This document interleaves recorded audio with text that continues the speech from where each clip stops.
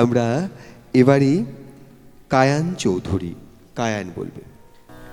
নমস্কার।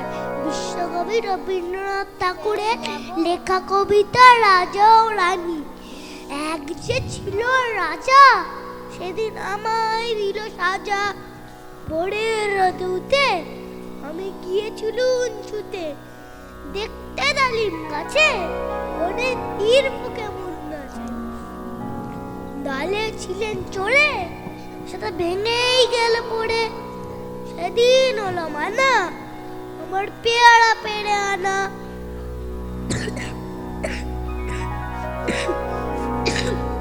রথ দেখতে যাবা, আমার চিড়ের পুলি খাবা।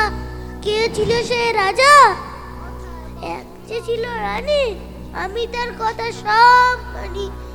সাজার খবর পেয়ে আমায় দেখলো কে বলছে, বললে না তো কিছু, কেবল মুক্তি করে নিচু। আপন ঘরে গিয়ে রইল আগল দিয়ে, হলো না তার খাবা কিংবা রথ দেখতে যাবা। নিল আমায় কোলে সাজার সময় সারা হলে। গলা ভাঙা ভাঙা, তার চোখ দুখানি রাঙা। কে ছিল সে রানী? আমি জানি জানি জানি। আমরাও নমস্কার। জানি যে প্র্যাকটিস কিন্তু আরো বেশি করতে হবে।